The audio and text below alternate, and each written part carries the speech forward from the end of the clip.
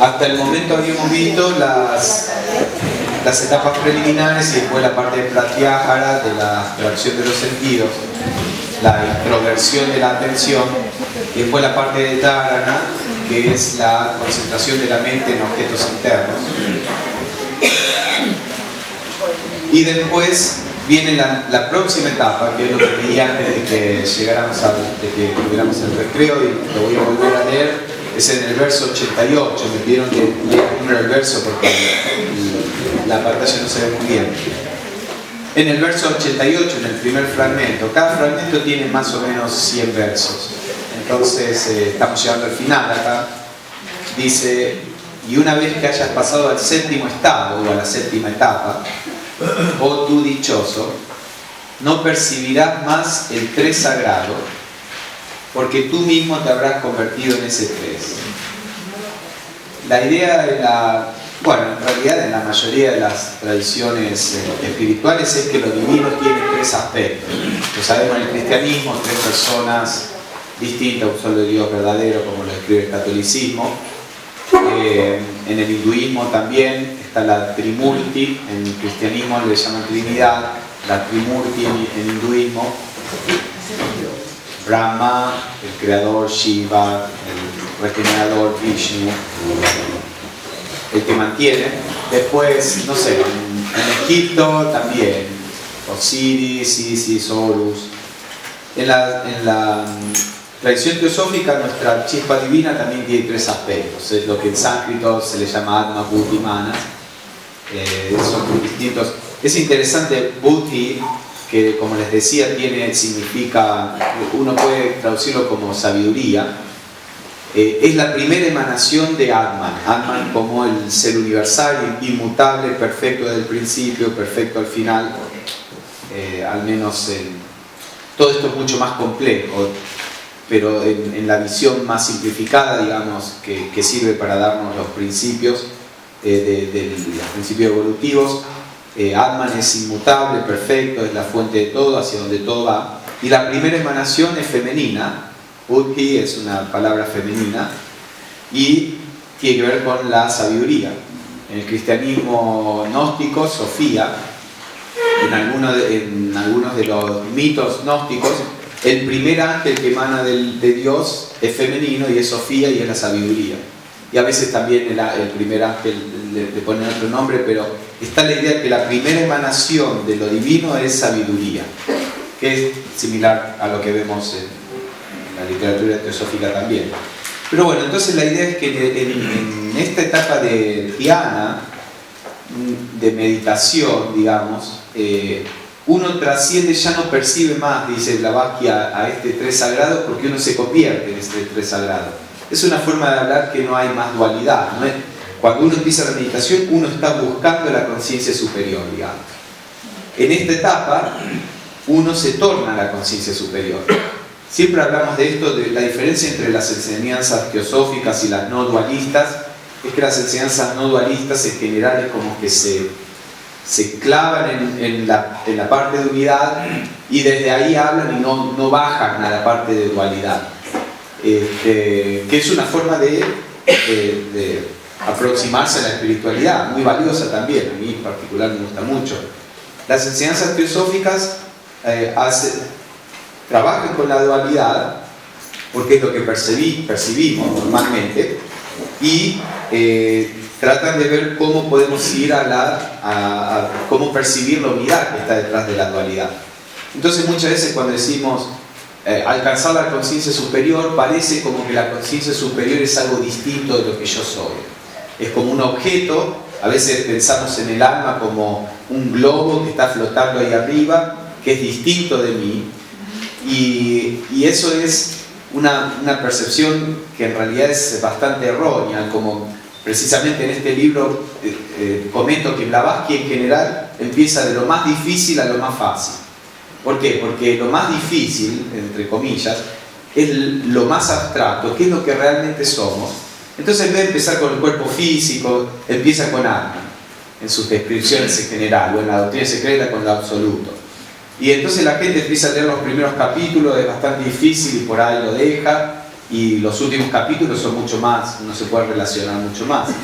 El problema es que empezando de abajo, digamos, el mensaje subliminal es: yo soy el cuerpo y mi alma, mi espíritu son cosas que están, como es attachment, adjuntas a mi cuerpo, pero lo que yo soy es el cuerpo. Yo como cuerpo tengo un alma, yo como cuerpo tengo un espíritu.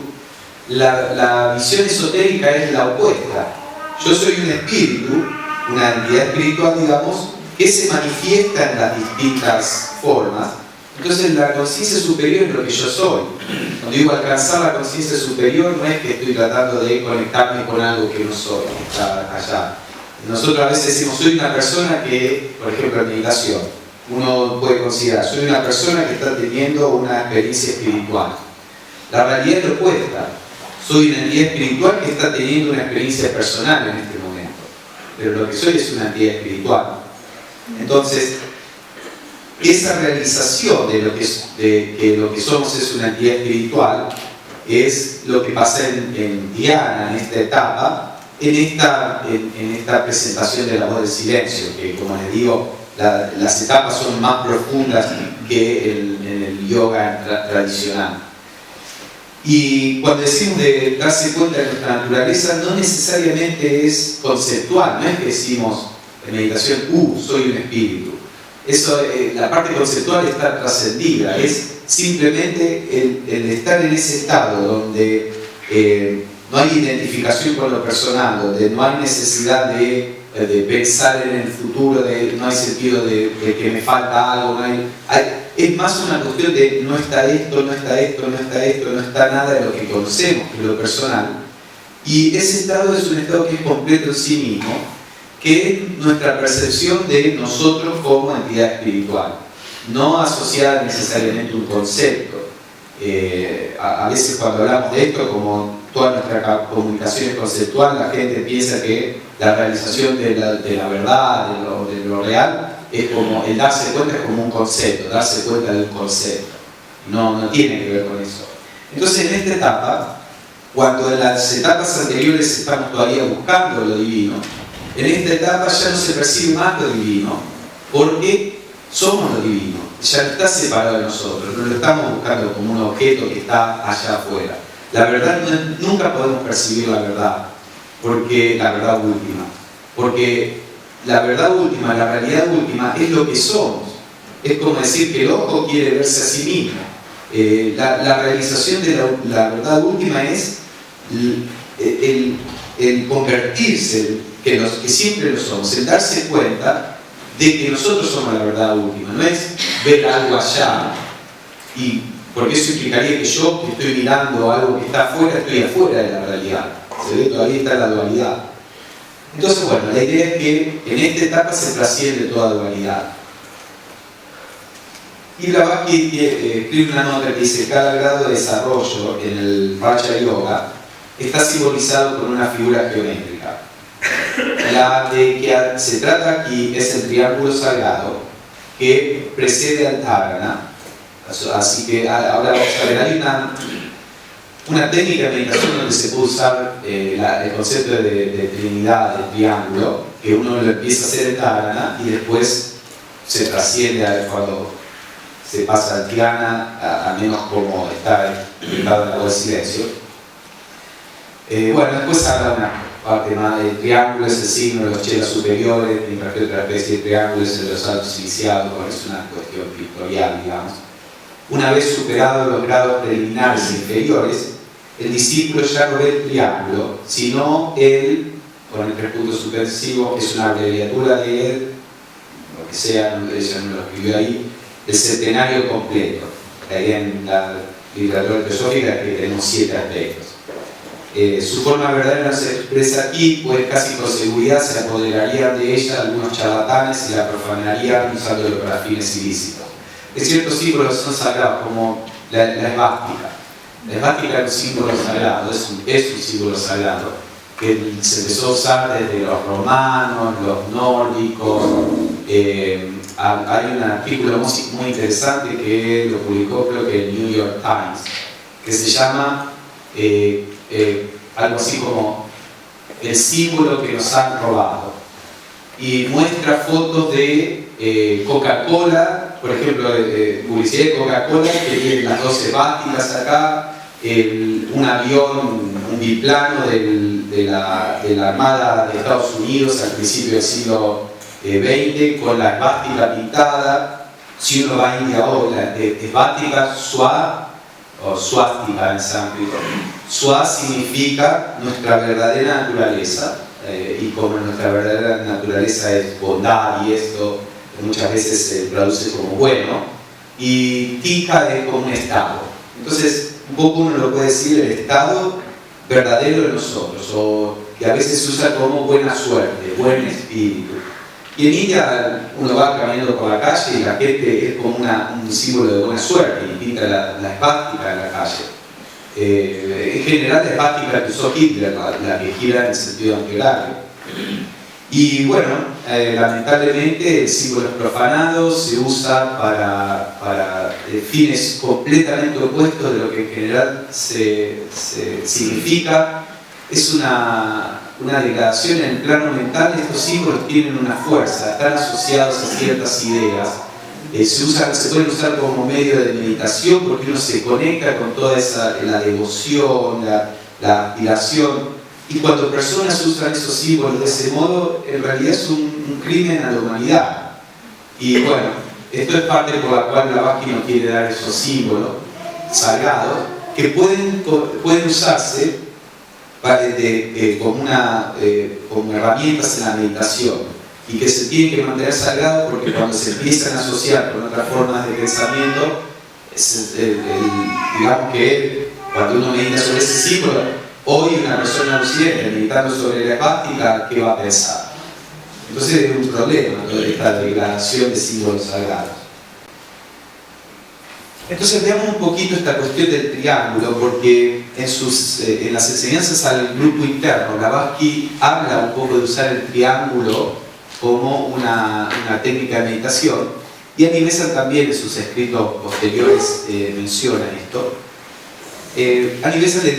Blavatsky le decía a sus discípulos, entre los cuales estaba Anibesan ahí del grupo interno, traten de tener una representación clara del triángulo geométrico en cada plano, cuya concepción se debe gradualmente volver más y más metafísica, en el sentido de sin forma, más abstracta, terminando con el triángulo subjetivo, alma, buddhi, manas. Vamos a ver qué significa eso. Pero básicamente dice, uno empieza con la idea del triángulo, que significa, es la idea de una trinidad, cosas así, y empezar a meditar sobre esto de un modo más y más sutil, hasta que uno medita sobre la idea de la Trinidad Sagrada, digamos, en cierta forma. Entonces le preguntan a ella cómo se debería pensar en el triángulo, por ejemplo, en el próximo plano, en el plano astral, porque Blavatsky dice, vean el triángulo de distintas formas a medida que vayan subiendo los planos, más y más abstracto. Y ellos escriben, estas personas que estaban en este grupo, HPB dijo que solo en el estado de Turiya, que es el estado, yo lo mencioné, el estado que está más allá de la mente, el yogi puede representar aquello que es abstracto.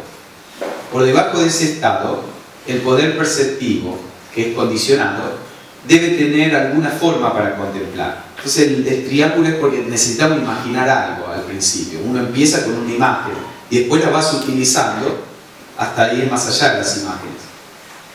Entonces dice, en el estado de Turiya, el triángulo es de nosotros mismos, y uno siente ser la Trinidad.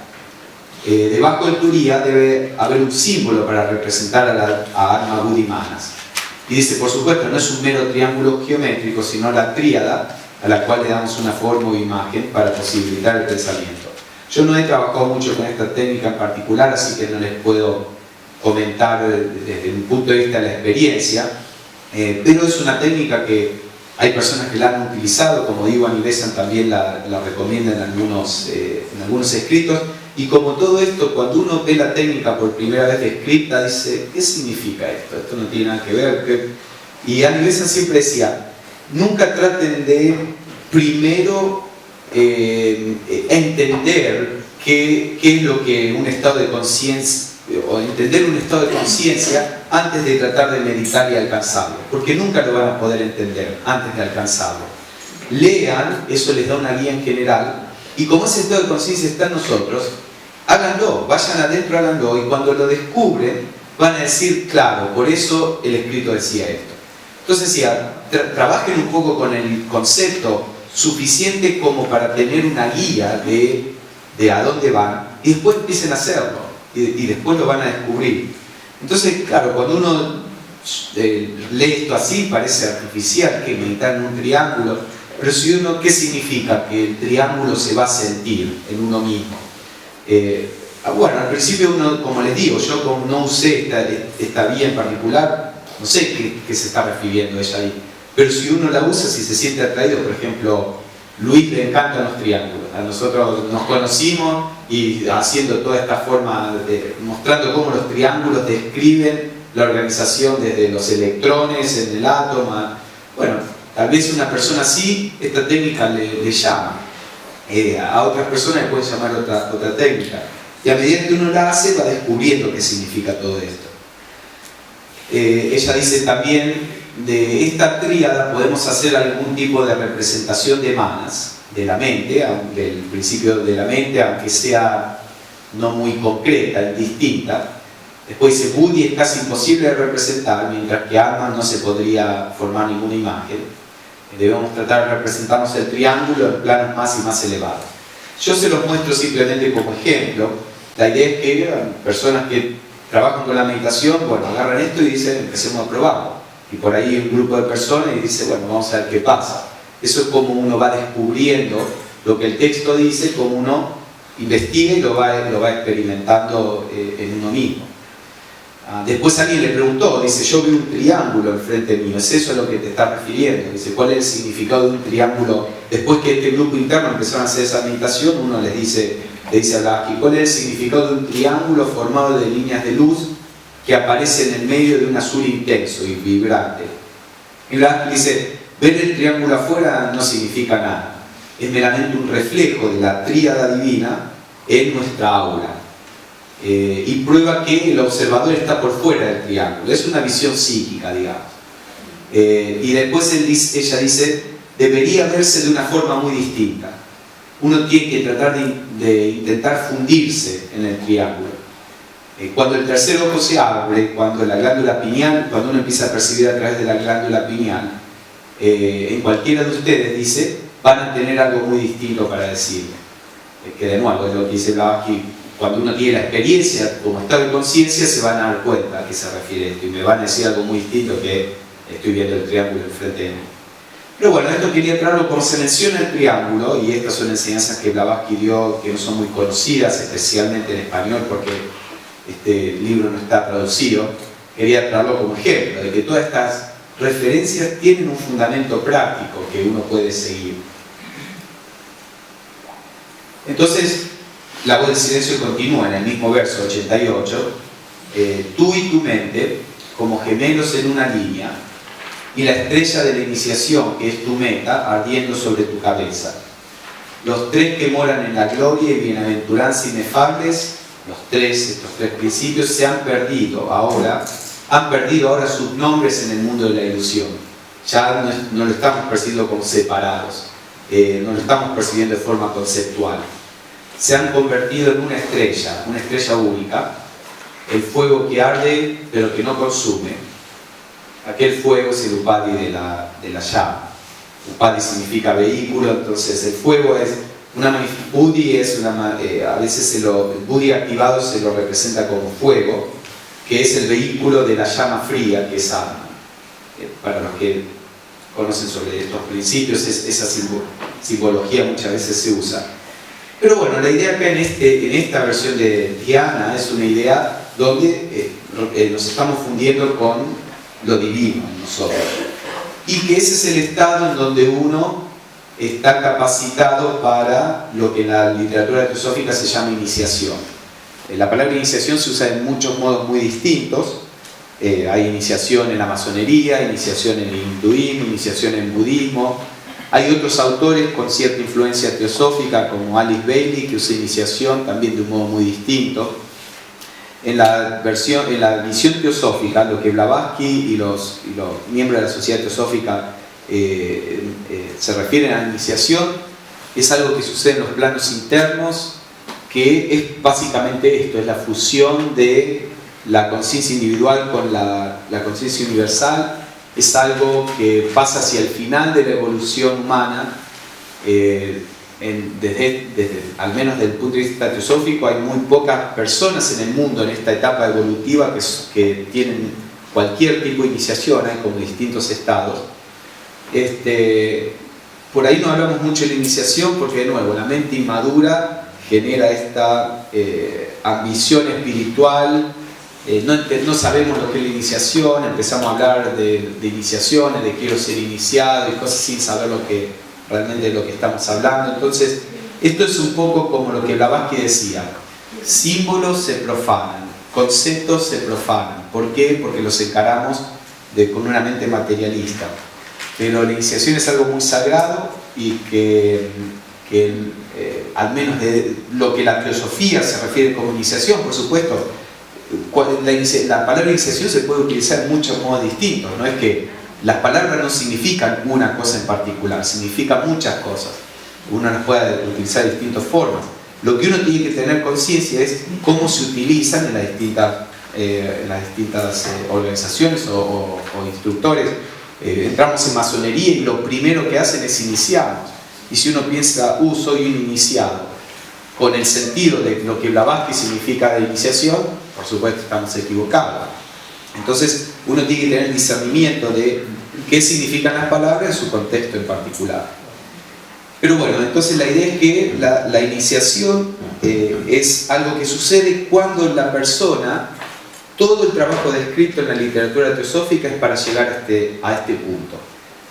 Cuando llegamos a este punto, entonces hay otro camino que se abre que no está contenido en la literatura y que en la tradición teosófica está lo que llamamos maestros de sabiduría y enseñanzas que se empiezan a dar en los planos internos, porque ya hicimos todo lo que teníamos que hacer, que podíamos hacer con cosas que están publicadas. Entonces tenemos muchísimo para hacer antes de que esto suceda. Y cuando realmente hicimos, no que aprendimos, sino cuando realmente llegamos al estado que la literatura nos está ayudando a alcanzar, ahí se abre otro camino. Antes que eso, el querer tener un maestro, el maestro de nuevo, en el sentido teosófico, los Mahatmas y todo eso, es como un chico de la primaria queriendo que Einstein le enseñe matemáticas. Entonces, Einstein puede ser útil a una persona cuando terminó el doctorado en matemáticas, pero no va a perder tiempo en enseñarle a un chico a sumar. Hay muchas otras personas que le podemos enseñar al chico a sumar. Entonces, de un modo similar, la relación, al menos desde el punto de vista teosófico, la relación con los maestros es algo que sucede una vez que ya hicimos todo esto.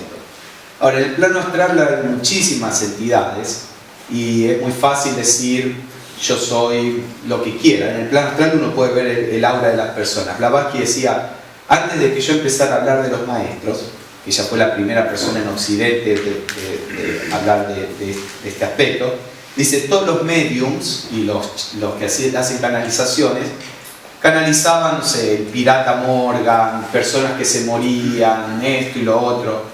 Desde que empecé a hablar de los maestros, ahora todos están canalizando maestros. Y los canalizan, pero lo que pasa es que son entidades que, claro, si la entidad en el plano astral puede ver que yo le tengo reverencia a los maestros, con él.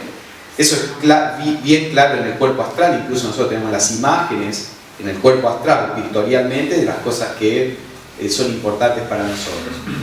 Y entonces hay entidades en el plano astral que quieren comunicarse con el plano físico, distintos tipos de entidades. Esto es todo muy complejo, pero muy interesante.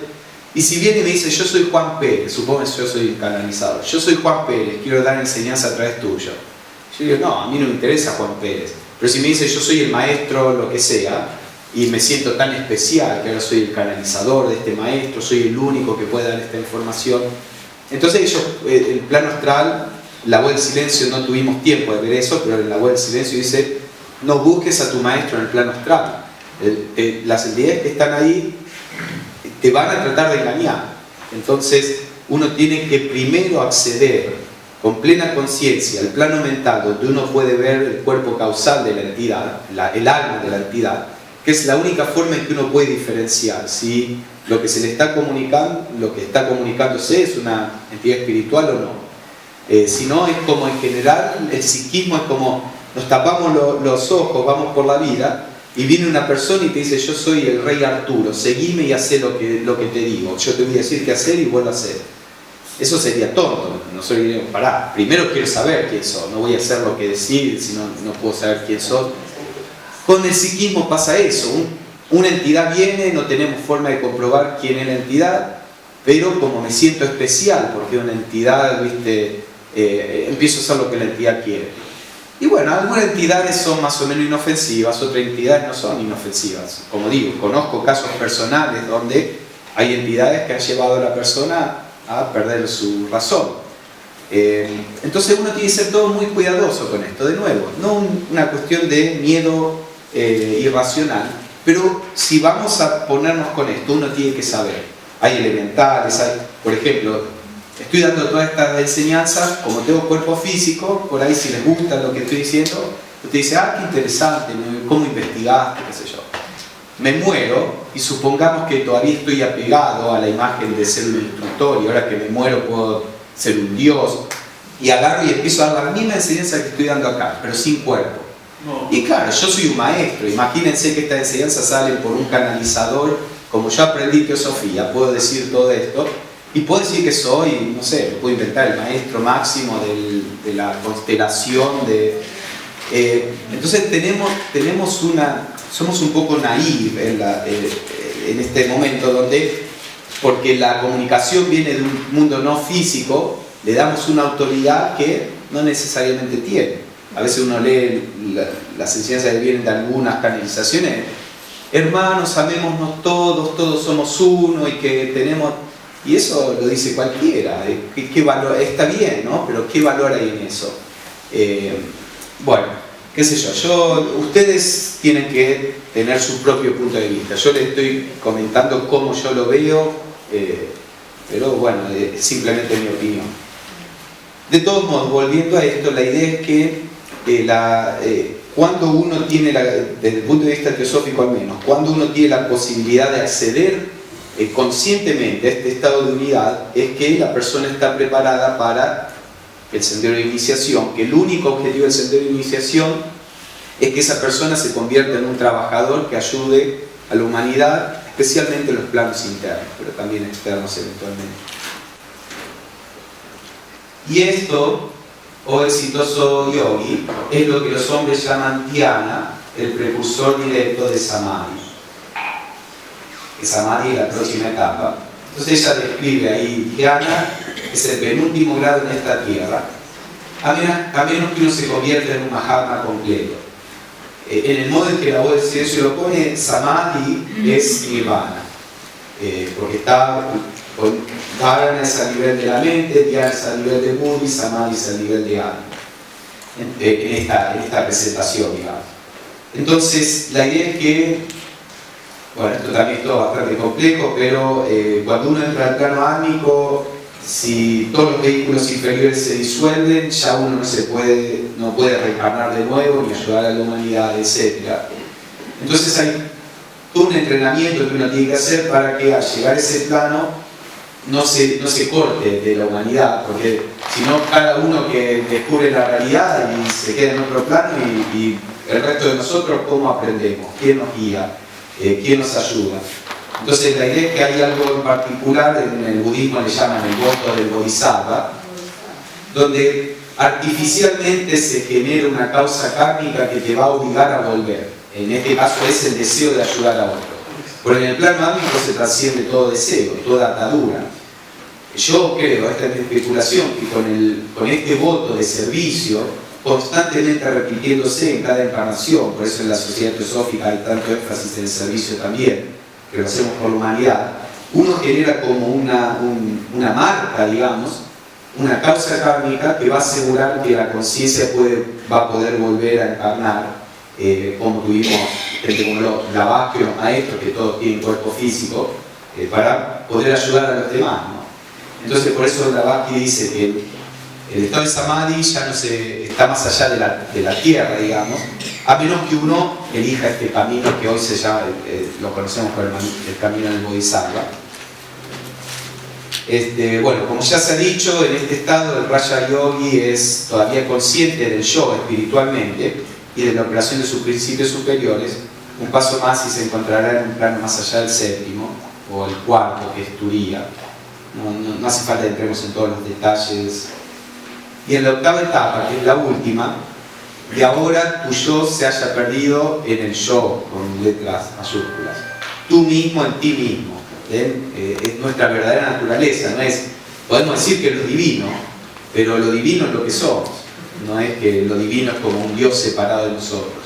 Nosotros somos, de última, lo único que existe es Dios, si lo queremos poner en ese lenguaje. Y nosotros somos Dios que está encarnando en un rayo de su conciencia, está encarnando en este cuerpo. Cuando aparece en este estado, Dios reconoce, o el rayo de manifestación reconoce su verdadera naturaleza. Entonces dice, tú mismo en ti mismo, fundido en aquel yo del cual irradiaste originalmente. ¿En dónde está tu individualidad? La Nu significa discípulo. ¿En dónde está el Anu mismo? Es la chispa perdida en el fuego, la gota en el océano, el rayo siempre convertido en el todo y en la radiación eterna. Esto no significa que la individualidad se borre completamente. La individualidad queda como una herramienta que se puede utilizar. Es como los místicos que les comentaba. En el momento místico, de experiencia mística, el místico dice: yo estaba dentro del árbol, adentro del pájaro, yo estaba era el pavimento. Se experimenta el ser del todo, pero como todavía la conciencia está conectada al cuerpo, está la sensación de yo estaba en todo, digamos. Y bueno, en los momentos donde un Mahatma puede entrar en ese estado a voluntad, en esos momentos no hay individualidad. Pero la individualidad se retiene para que la conciencia vuelva y que se pueda comunicar con todos nosotros en una forma, digamos, particular. Entonces eso es lo que la voz del silencio está diciendo acá y Blavatsky, con la idea de la posibilidad de retener la individualidad como una herramienta de expresión, pero la conciencia en sí misma descubre que yo soy el todo.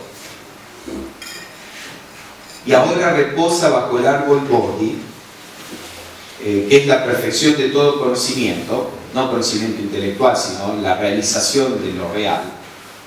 Porque sábelo, tú eres maestro de Samadhi, el estado de visión perfecta. Entonces acá Blavatsky describe Samadhi como el estado en el cual el asceta pierde toda conciencia y toda individualidad, incluso la suya propia, y se convierte en el todo. Mira, te has convertido en la luz, te has convertido en el sonido, eres tu Dios, y tu maestro y tu Dios. Acá se menciona luz y sonido porque es parte de, recuerdan, ver y oír. Esto es el camino hacia esto, en este tipo de Nata Yoga, es a través de la luz y el sonido, por eso lo menciona. Te has convertido en sonido, la luz, eres tu maestro y tu Dios, tú eres tú mismo. El objeto de tu búsqueda, la incesante voz que resuena a través de las eternidades, libre de cambio, inmutable, exenta de pecado, de limitaciones. Los 7 sonidos en uno, la voz del silencio.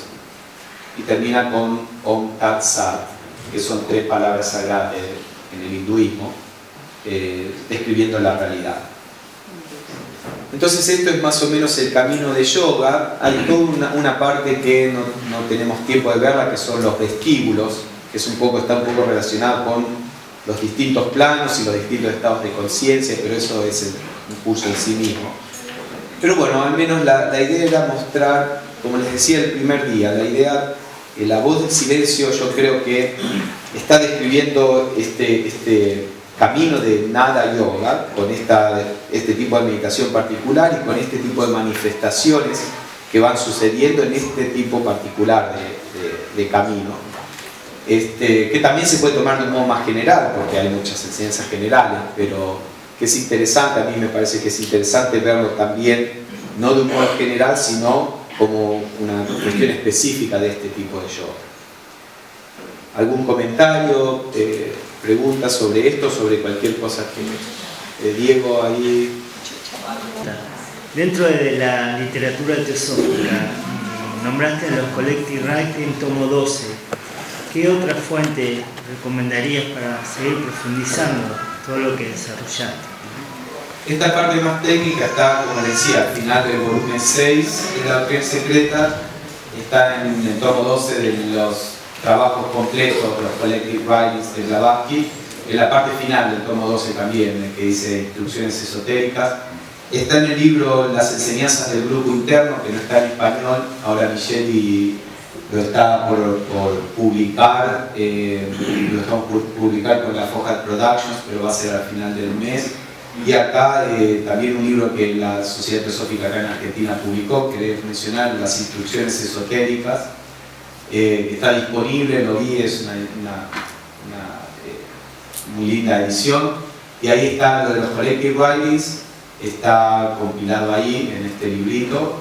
No sé si quieres decir algo más de ese libro en particular. No, realizar los Collective Writings, el tomo 12, está traducido y puesto en la página de la sociedad tal cual lo editó la sociedad en, no sé si, Whitton creo que lo editó. Ajá. La traducción no es muy buena, pero el sentido general está bien, y más allá de que uno preferiría una expresión u otra, está accesible. Sí. Pero hay ahí seis no lo publicaron, o todavía no lo publicaron, lo mostró Mauro en la computadora, que es un libro que compiló Michael Combs. No, ese va a salir en un par de meses. Ah, ok. Yo lo vi en la computadora, pensé que ya estaba publicado. Entonces, todo eso de los Collective Writings está siendo publicado en un libro por la editorial Teosófica en español, que son todas las instrucciones esotéricas de Blavatsky, de todo lo que cité en los Collective Writings, va a estar en ese libro, en español. Lo del grupo interno no está en español, y bueno, la única parte que está en español es la última parte del tomo 6, es como un resumen. Publicó algún, porque Blavatsky decía que eso originalmente quería hacer 4 tomos de la doctrina secreta. El primero, ella quería empezar, dice, que quería hablar de la vida de distintos ocultistas. El segundo de cosmogénesis, el tercero de antropogénesis y el cuarto de ocultismo práctico. Ella tenía el primer tomo escrito, y el segundo y el tercero, pero la gente que la estaba ayudando ahí en Londres le dijo: mira, publiquemos este primero sobre la vida de los ocultistas, después, que la doctrina secreta sea el primero y el segundo, como Génesis, Antropogénesis. Entonces después lo terminás de pulir y publicamos como un tercer tomo. Blavatsky publicó el primero, el segundo, que estaba trabajando para terminar el tercero, y el cuarto tomo, que ella dice que quería publicarlo con enseñanzas ocultas, ella lo que estaba planeando, de acuerdo a la gente que era parte del grupo interno y todo, era que eventualmente publicar todas esas enseñanzas esotéricas como parte de la doctrina secreta. La idea de darla primero a grupos internos es porque toda enseñanza se asocia a formas de pensamiento. Cuando uno estudia esto, no está estudiando solamente la letra muerta, sea que lo sepamos o no, estamos atrayendo formas de pensamiento que en general no distinguimos si un pensamiento es mío o del otro. Entonces, si alrededor de un tema se genera confusión, cuando estudiamos ese tema, atraemos esa confusión. Si alrededor del tema se genera claridad, cuando una persona lee eso, atrae esa atmósfera de claridad. Entonces, todos estos temas, Blavatsky lo daba primero a personas que tenían cierto entrenamiento, cierto conocimiento, cierto fundamento, para que se vayan produciendo estas formas de pensamiento más correctas, digamos, y después se puede dar al público que va a ser ayudado por estas formas de pensamiento. Por supuesto que cuando uno lo larga al público en general, se van a generar formas de pensamiento inadecuadas, porque no tenemos la capacidad necesariamente de entenderlo de forma correcta. Pero es una forma de servicio. En la antigüedad, Blavatsky siempre criticó a los brahmanes de la India, pues decía, ellos estaban mucho más interesados en la pureza de sus enseñanzas que en ayudar al público en general. Pero no es una cuestión solamente egoísta de exclusividad, es que en cuanto una enseñanza se da, se va a empezar a degradar, digamos, en cierto sentido. Entonces es un sacrificio, y está la tendencia a decir, cuidemos esta enseñanza solo para nosotros, para que la podamos aprovechar en su pureza y no se degrade. Pero bueno, la sociedad teosófica tiene una actitud de servicio, entonces la idea, Blavatsky quería publicar todo esto en el tomo 4 de la doctrina secreta, pero se murió antes de publicar el tercero también. Cuando ella se murió, Annie Besant, que era parte del grupo interno y sabía de esto, Daniel Caldwell, que es el presidente de la Fundación Blavatsky, hizo toda una investigación con citas, donde lo que le estoy diciendo vienen de todas esas citas de gente que estuvo alrededor de Blavatsky y de Blavatsky mismo. Entonces Annie Besant dice, nosotros sabemos que esto es lo que Blavatsky quería publicar como el tercer tomo. Y la parte de oculta, entonces Besant publicó este famoso tercer tomo, que es el quinto nuestro y el sexto, más un resumen de las enseñanzas del grupo interno y de las enseñanzas esotéricas, que era lo que Blavatsky quería que sea un cuarto tomo. Pero Besant no publicó todo, porque toda esta parte de Kundalini y todo eso ella la dejó afuera por su peligro, para darle a la gente sin el contexto correcto. Sí, contexto correcto. Pero bueno, ahora ya las enseñanzas del grupo interno se han publicado en inglés desde hace bastantes décadas, están están agotadas, como ya las estamos por publicar, y por ahí en la Argentina quieren traducirlas. Todo lo que cité del grupo interno es parte de eso. Ese libro de Caldwell, sí, que se llama también Enseñanzas del grupo interno, ¿no? Sí, Pero se llama así. También está disponible en versión electrónica en castellano. Un grupo de España lo tradujo y está en la página nuestra también. qué bien. Sí. No sé si es la... Bueno, hay una traducción que es bastante mala, pero creo que fue hecha en México. Pero No, esta es una española que tampoco es de alta calidad, pero se deja ver, digamos, no es... Muy bien, sí, esa no la... ¿Cómo se llama? Enseñanzas del grupo interno, y el autor es Caldwell. No sé si... Él es el compilador, Daniel Caldwell. Sí. Él, de hecho, nos está ayudando con esta nueva versión del grupo interno, nos dio un poco más, él es un investigador y nos dio nueva información que él encontró, la vamos a publicar toda con la production, toda la información nueva. Eso es la página nacional. Sí. Ahora que nadie la mira, pero está muchas cosas. No, pero es verdad.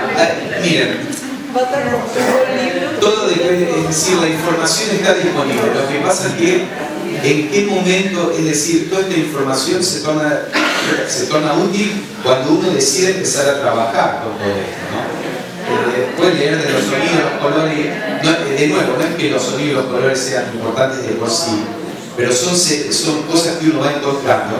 Y esa información por ahí se torna necesaria a medida que uno va pasando y dice, ¿qué es esto? Y entonces uno puede tener cierta idea. Pero bueno, la mayoría de la literatura teosófica, en los aspectos en donde todos tenemos que hacer nuestro mayor trabajo, está toda disponible, traducida. Sí. Pablo, hay en las instrucciones esotéricas ese dibujito del nuevo audio, no sé si lo alcanzás, bueno, lo tenés pensado. En la rama, el estudio que hicimos, quiero saber cómo lo explicarías vos, porque un poco estábamos pensando, Atma en la criada superior es nuestra verdadera naturaleza, pero Atma dentro del nuevo áureo está como afuera. Entonces decíamos, nunca es dentro de la personalidad, no somos nosotros. Y por otro lado está la opinión de que esa es nuestra verdadera naturaleza y es lo que somos. Pero dice, no, está afuera, está allá, ese allá, en algún lado. ¿Cómo lo explicarías vos? Sí. Blavatsky en esas instrucciones esotéricas dice que la verdad no se puede transmitir ni de forma verbal ni de forma pictórica. Entonces dice, como la forma que tenemos de comunicarnos es a través de palabras, dibujos, esquemas y todo, ella dice, si el estudio va a ser esotérico, uno tiene, dice, el estudiante tiene que hacer el esfuerzo por espiritualizar las instrucciones, no materializarlas. Entonces uno tiene que darse cuenta que todo lo que se explica de los planos superiores es alegórico. No se está explicando la realidad porque estamos usando palabras del plano físico donde las cosas están todas separadas. Entonces es una alegoría, es un símbolo que es verdad desde cierto punto de vista, y solo desde ese punto de vista. Entonces acá en el libro hablo un poco de eso, porque hay una frase del maestro, que está en las cartas de los maestros, donde dice: el ser interno no está nunca dentro de la persona, está siempre afuera y toca solo su cabeza. Él cita a Plutarco, que era un filósofo griego, y decía, como Plutarco dice, el ser interno está siempre afuera. ¿Qué significa eso afuera? Después, en otra carta del maestro, que para las personas de la escuela esotérica que Blavatsky publicó, dice: buscar al ser interno afuera es fatal. Entonces, estas dos cosas parecen distintas. Lo que significa cuando está fuera es que está fuera del campo personal. Entonces, si uno quiere comprender su verdadera naturaleza, uno tiene que trascender mi conciencia de yo soy Pablo. Está fuera de esa conciencia. Pero es como en Luz en el Sendero. Busca solamente aquello que está afuera de ti. Busca solamente aquello que no puedes alcanzar. Búscalo entrando en tu interior, porque está dentro de ti. Estoy parafraseando. Entonces, está fuera del campo personal, pero eso es la esencia de lo que somos. Por supuesto que si Atman es... Por eso yo decía de que uno tiene que meditar sobre estas cosas. Si decimos que Atman es omnipresente, ¿cómo puede estar afuera de cualquier cosa? Si decimos que Atman es el fundamento de absolutamente todo, ¿cómo podemos decir que Atman no está en alguna parte? Ahora mismo, la conciencia que se está expresando en este momento es Atman. El tema es que es Atman y yo estoy confundido y no reconozco la verdadera naturaleza de Atman, y me parece que lo que se está expresando es yo como pensador. Entonces todas estas enseñanzas se tienen que, como dice la voz del silencio en el segundo fragmento, segundo o tercero, a veces las enseñanzas, tener un poquito de conocimiento esotérico es peor que no tener nada, porque nos lleva a nos lleva a una concepción errónea de la realidad. Por ahí es mejor no saber que creer que uno sabe y lo sabe de un modo erróneo. Entonces uno tiene que ser... Hay una razón por la cual Blavatsky daba estas enseñanzas más en privado, porque se necesita cierto trasfondo. Entonces, como digo, en la teosofía, Nivesan decía, la teosofía tiene lugares que son playitos y profundidades inmensas. Hay cosas que son obvias y que nos sirven en la vida práctica, y otras cosas que uno las tiene que comprender de un modo mucho más profundo y que nos ayuda a empezar a explorar otros aspectos, pero uno necesita un trabajo para eso.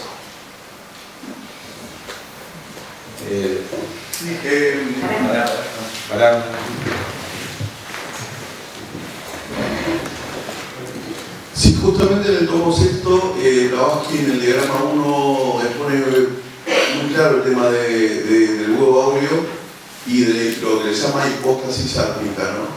Como a un palmo de la cabeza se imposta o se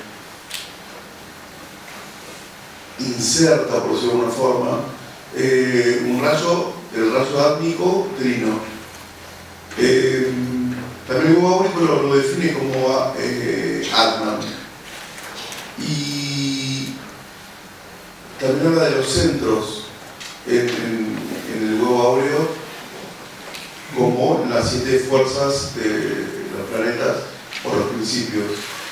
A mí lo que se me viene es el hecho de que tampoco tenemos adentro de nosotros como nosotros, si se quiere fragmentar, pero somos 7, y el huevo áureo también somos principalmente huevo áureo con una cristalización que se llama cuerpo. Sí. Entonces, no lo puedo ver. También todo eso, porque se tiene que tomar, como decía, de un modo abstracto. Yo creo, cuando uno ve, por ejemplo, las conversaciones de Blavatsky, están publicadas, una persona tomaba nota en taquigrafía, las conversaciones que Blavatsky tenía con estudiantes de la doctrina secreta, y uno puede ver ahí cómo Blavatsky considera estas cosas y cómo a veces se reía de las interpretaciones infantiles que uno hace, por ejemplo. Entonces, hay muchas cosas que son meramente simbólicas. Entonces sí, la idea de que de que arman, que lo superior no toca la cabeza, es todo completamente simbólico. Después, movimientos que han salido de la sociedad teosófica, con miembros de la sociedad teosófica que estudiaron estas enseñanzas, pero que tal vez no en el grado adecuado. Después aparece la idea que, no sé, no quiero mencionar en particular, pero que la presencia verdadera está arriba de la cabeza, y que cuando miramos así supongo que se va para atrás. ¿Entendés? Es una cosa que, si lo tomamos como simbólico, es importante. Si lo tomamos literalmente, estamos haciendo lo mismo que típico cristiano, pensando que Dios es una persona con barba sentada en una nube. Lo que es que el huevo áureo es como una aproximación, a mí me parece mucho más real que una estratificación de principios. Sí. Donde uno casi puede poner una escalera y se va a algo. Sí, por eso, si uno interpreta los principios de ese modo, todo esto tiene... Está bien, al principio uno interpreta estas cosas de ese modo, pero uno tiene que seguir profundizando, porque esto se torna en algo vital en la vida de uno. Es vital cuando uno es como toda la naturaleza. Si uno quiere ser científico, al principio te empiezan a enseñar un montón de teorías. ¿Y esto para qué sirve? ¿Cómo se conecta? Uno no tiene idea de todos estos fragmentos. Cuando uno empieza a trabajar en el laboratorio, todos estos fragmentos se acomodan y uno empieza a ver para qué era esto. Pero primero uno tiene que tener cierto nivel de teoría. Con la vida oculta es lo mismo. Al principio uno estudia los temas teosóficos y mucha gente, a veces fallamos en transmitir el aspecto vital de la enseñanza, y mucha gente le parece que esto es todo teoría. Después, cuando uno empieza realmente a hacer el trabajo, toda esta teoría empieza realmente a guiarte en este camino interno. Bueno, hay lógicamente una etapa donde uno estudia la teoría y en realidad no está entendiendo muy bien lo que es, porque uno empieza a entender qué significa eso cuando lo empieza a experimentar. La mente siempre lo toma externamente. Y ese es el desafío de los miembros serios de la sociedad teosófica. Si estudiamos todo esto, tenemos que tratar de experimentarlo, porque si no estamos compartiendo algo que no es real, lo estamos interpretando de un modo incorrecto. No quiere decir que no tengamos que dar conferencias, porque si no, como decía Esteban, si uno espera ser perfecto para compartir algo, esto va a desaparecer, porque no somos perfectos. Pero el miembro serio tiene que estar comprometido en tratar de entender las cosas lo más profundamente posible, no solo intelectualmente. La mente puede entender solo hasta aquí. En el hecho de tratar de verlo, de vivirlo, de meditar sobre eso, el aspecto superior empieza a arrojar una luz que la mente conceptual no puede ver de por sí. Entonces, todas estas cosas tomémoslas simbólicamente y veamos qué significa eso en términos de estados de conciencia. Bueno, vamos a terminar acá. Vamos a hacer, no se vayan. Déjenme decir primero, bueno, muchas gracias a todos por estar aquí.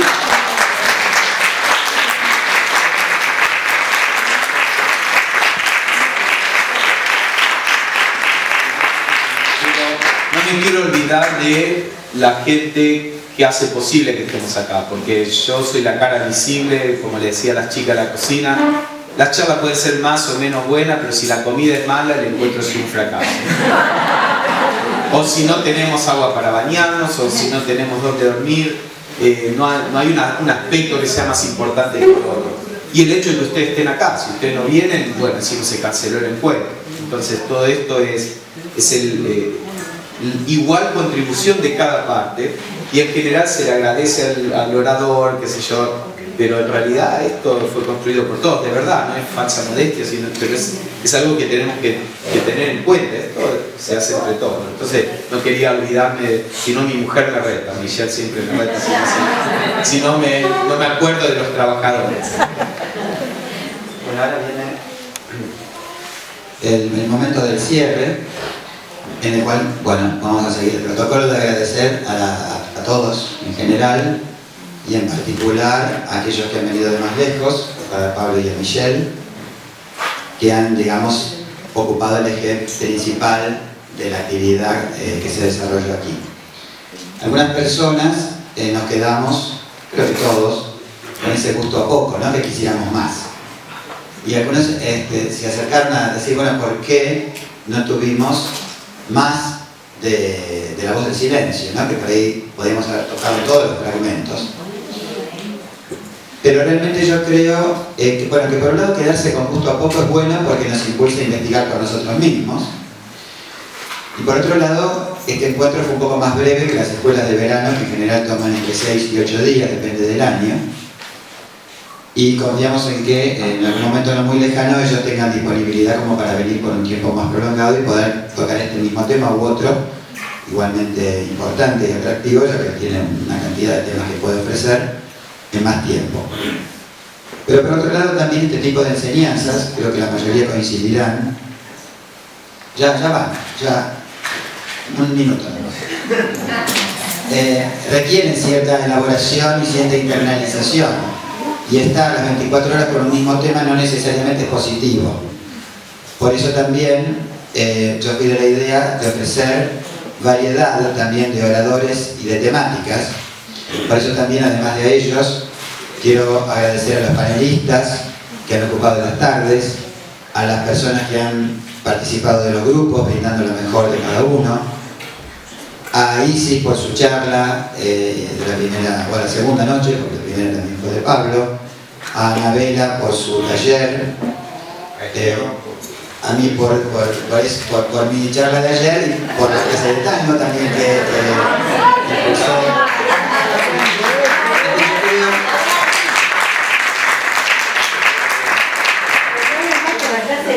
Sí, como dijiste del... Fue mucho más importante.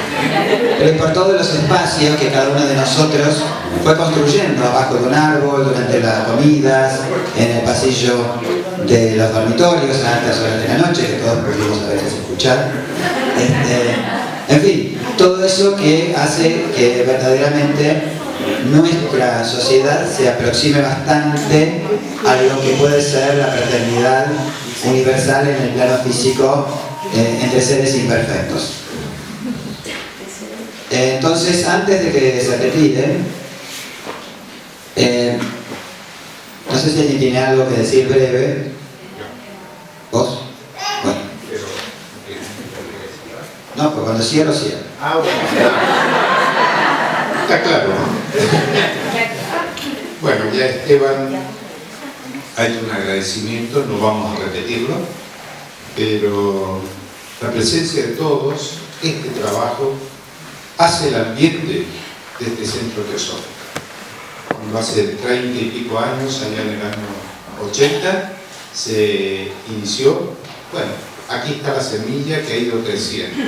Entonces, el bienestar que sentimos está formado por todos aquellos que han transitado en el centro desde aquella época hasta hoy.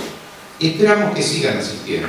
Ya tenemos el programa de la Escuela de Invierno, por allí está anunciado y cada una de las sedes, tanto nacionales como internacionales, se han llevado la difusión del temario a cargo del doctor Foglia. Ya tenemos, aunque Esteban no lo ha anunciado, pero les voy a dejar el signo de interrogación, el programa para la próxima escuela de verano, que va a ser en la última semana de enero. Y bueno, y así estamos trabajando. Yo agradezco también la colaboración de todos ustedes y las disculpas por aquellos errores, aquellas situaciones que se han planteado, muy especialmente a Pablo y Michelle, que nos hayan acompañado, y los esperamos. El centro teosófico está aquí, entre todos lo tenemos que hacer crecer. Entonces, gracias Esteban, y a todos ustedes muchas gracias.